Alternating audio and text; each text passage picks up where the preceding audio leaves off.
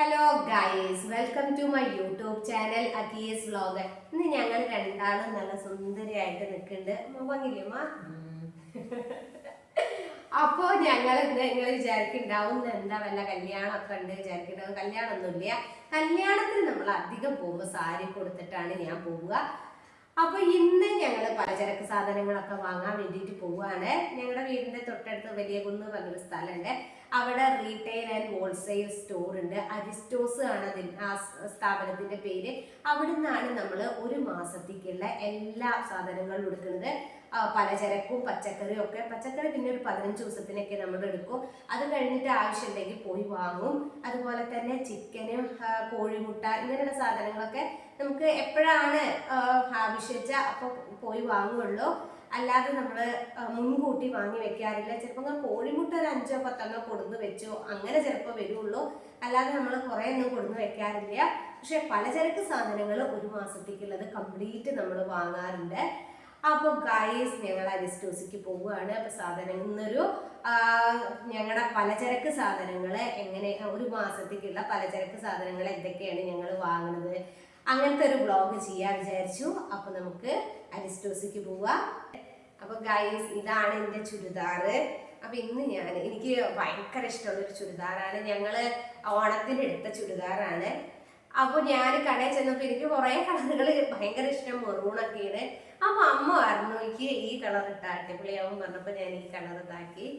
അപ്പൊ നമ്മളെല്ലാരും അങ്ങനെയാണല്ലോ. പിന്നെ അതുപോലെ തന്നെ പുതിയ ഡ്രസ്സ് എന്ത് മേടിച്ചാലും ഞാൻ അപ്പൊ തന്നെ ഇടും. എന്നിട്ട് കുറച്ചു നേരമൊക്കെ നടക്കും. അത് കഴിഞ്ഞ് ഊരി വെക്കും. എന്നാലേ ഒരു സമാധാനം ഉള്ളൂ.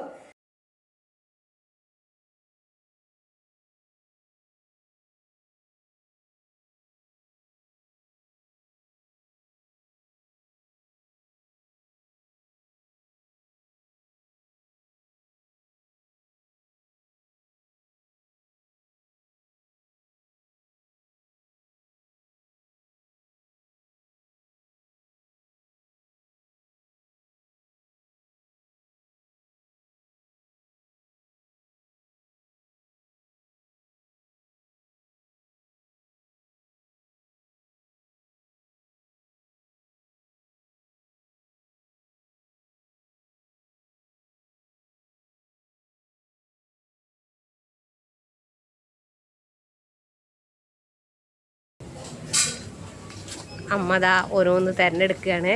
അപ്പൊ ഗൈസ്, അരിസ്റ്റോസിലെ ചേച്ചിമാരാണ്. ചേച്ചിയാണ് ഞങ്ങൾക്ക് സാധനങ്ങളൊക്കെ എടുത്ത് തരുന്നത്.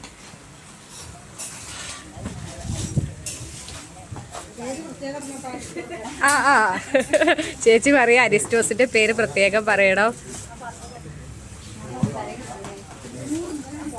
ഇത് രഞ്ജേച്ചിയാണ്. ഇത് ഞങ്ങളുടെ കുടുംബാണ്. ഞങ്ങളുടെ അമ്മാവിന്റെ മകളാണ്. രഞ്ജേച്ചി ഒന്ന് തിരിയോ?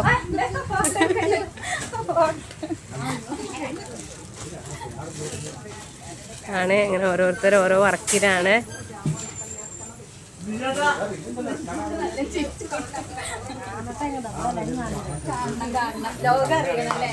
അതാണ് ചേച്ചിമാരാണ് എല്ലാരും.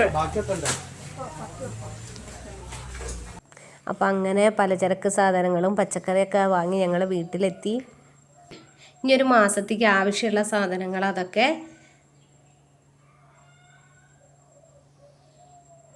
അതുപോലെ തന്നെ കോഴിമുട്ട അങ്ങനത്തെ ഒന്നും വാങ്ങിയിട്ടില്ല. കാരണം ഒരു മാസം വൃശ്ചിമാസം ആവുകൊണ്ട് നമ്മൾ കോഴിമുട്ട ഇറച്ചി മീനൊന്നും കഴിക്കില്ല. അപ്പോൾ അതുകൊണ്ട് അതൊന്നും വാങ്ങിയിട്ടില്ല. അപ്പോൾ കുറച്ച് കൂടുതൽ പച്ചക്കറികൾ അതിനനുസരിച്ച് വാങ്ങി. അപ്പോൾ പച്ചക്കറികളും സാധനങ്ങളൊക്കെ ഞാൻ എടുത്ത് വെക്കട്ടെ. അപ്പോൾ ഇന്നത്തെ കുഞ്ഞു വ്ളോഗ് ഞാനിവിടെ അവസാനിപ്പിക്കുകയാണ്. നിങ്ങൾക്ക് ഇഷ്ടമായിട്ടുണ്ടെങ്കിൽ കമൻസ് അയയ്ക്കുക. അതുപോലെ തന്നെ ഷെയർ ചെയ്യുക, സപ്പോർട്ട് ചെയ്യുക. ഏകാദശിയുമായിട്ട് ഞാൻ എൻ്റെ വീട്ടിൽ എങ്ങനെയാണ് ഏകാദശി നോക്കാനുള്ള വ്ളോഗ് ചെയ്തപ്പോൾ കുറേ കമൻസുകൾ അതിൽ ഞാൻ കണ്ടു. അപ്പോൾ ഞാൻ കുറേ ആളുകൾക്ക് അതിനുള്ള റിപ്ലൈ കൊടുത്തിട്ടുണ്ട്. അപ്പോൾ എനിക്ക് തോന്നി അതൊന്ന് പിന്നെ നിങ്ങളോട് ഷെയർ ചെയ്യുക. കുറച്ച് തെറ്റിദ്ധാരണയുള്ള ആളുകളുണ്ടെങ്കിൽ അതൊന്ന് ഷെയർ ചെയ്യാൻ വിചാരിച്ചു. അപ്പോൾ ഞാൻ പറഞ്ഞിട്ടുണ്ടെങ്കിൽ ഏകാദശി എടുക്കുന്നത് അങ്ങനെയാണ് ഞാൻ എടുക്കാറ്. പിന്നെ അതിൽ ഞാൻ പറഞ്ഞിട്ടുണ്ട്, ഞാൻ എടുക്കുന്ന ഏകാശി ഇങ്ങനെയാണ്. ഉപവാസം പറഞ്ഞിട്ട് നമ്മൾ ഏകാശി എടുക്കുമ്പോൾ ഭക്ഷണമൊന്നും കഴിക്കാതെ ഉപവസിക്കുന്നവരുണ്ട്. അങ്ങനെ ഉപവസിക്കുമ്പോൾ നമ്മുടെ ശരീരത്തിന് മരുന്നുകൾ കഴിക്കാത്തവർ, ഹെൽത്തി ആയിട്ടുള്ള ബോഡി ഉള്ളവരുമാണ് അങ്ങനെ ആ ഉപവാസത്തേക്ക് പോവുക. നമ്മൾ അധികം ആളുകളും ചെയ്യുന്നത് അരിഭക്ഷണം ഒഴിച്ച് ബാക്കിയുള്ള അരിഭക്ഷണം ഒഴിച്ചിട്ട് ബാക്കിയുള്ള ഭക്ഷണങ്ങൾ കഴിച്ചിട്ടാണ് നമ്മൾ ഏകാദശി എടുക്കാറ്. അതിൽ നമ്മൾ കുറേ ഒഴിവാക്കേണ്ട ഭക്ഷണങ്ങളുണ്ട്. ഉള്ളി അങ്ങനത്തെ ഒന്നും നമ്മൾ ചെയ്യാൻ പാടില്ല. അതുപോലെ തലേ ദിവസത്തെ ഒന്നും കഴിക്കാൻ പാടില്ല. ഗോതമ്പ് അങ്ങനെയൊക്കെ കഴിക്കുക. അപ്പോൾ ഈ രാത്രി നമ്മൾ അധികം ലഘുവായ ഭക്ഷണം കഴിക്കുക. അല്ല, രാത്രി ഭക്ഷണം കഴിക്കാതെയും അങ്ങനെയും വ്രതെടുക്കുക. പക്ഷേ നമ്മുടെ ശരീരത്തിന് അങ്ങനെ അങ്ങനെ എടുക്കാൻ പറ്റാത്തത് കൊണ്ടാണ് വൈകുന്നേരം ഞാൻ ഗോതമ്പ് കഞ്ഞി കുടിക്കുക പറയുന്നത്. അത് കുറേ ഗോതമ്പ് കഞ്ഞി കുടിക്കുകയല്ല, കുറച്ച് കഴിക്കുക, അത്രയേ ഉള്ളൂ. അതേപോലെ അത് നമ്മുടെ ശരീരത്തിന്, ഓരോരുത്തരുടെ ശരീരത്തിൻ്റെത് അവരവർക്കേ അറിയുള്ളൂ. അപ്പോൾ അതിനനുസരിച്ച് നമ്മൾ കഴിക്കുക. ഭക്ഷണം എന്ന് പറയുന്നത് ഒരു ചെറിയ ഭാഗമാണ് ഏകാദശിയുടെ.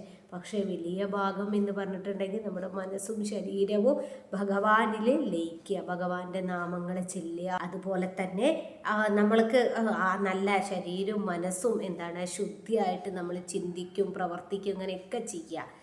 അപ്പോൾ ഇതൊക്കെയാണ് നമ്മൾ ചെയ്യേണ്ടത്. അപ്പോൾ ഈ ഒരു വ്ളോഗിൽ ഞാൻ എടുക്കുന്ന കാര്യമാണ് നിങ്ങളോട് ഷെയർ ചെയ്തത്. അത് നിങ്ങൾ എങ്ങനെയാണ് നിങ്ങൾ എടുക്കുന്നത് വെച്ചാൽ അതുപോലെ ചെയ്യാം. അപ്പോൾ നമ്മൾ ആദ്യം നമ്മുടെ ഏതൊരു വ്രതം എടുക്കുമ്പോഴും നമ്മൾ എന്ത് വേണം, ശരീരവും മനസ്സും ഭഗവാനിൽ അർപ്പിക്കുക. അത്രയും കാര്യങ്ങൾ ചെയ്യാം. അപ്പോൾ ഗൈസ്, അപ്പോൾ ഇന്ന് നമ്മുടെ ഷോപ്പിങ്ങിൻ്റെ ചെറിയൊരു വ്ളോഗാണ്. അപ്പോൾ നിങ്ങൾക്ക് ഇഷ്ടമായിട്ടുണ്ടെങ്കിൽ സബ്സ്ക്രൈബ് ചെയ്യുക, ഷെയർ ചെയ്യുക, സപ്പോർട്ട് ചെയ്യുക. അതുപോലെ തന്നെ നാളെ പുതിയൊരു വ്ളോഗുമായിട്ട് വീണ്ടും കാണാം. Tata, bye bye, see U.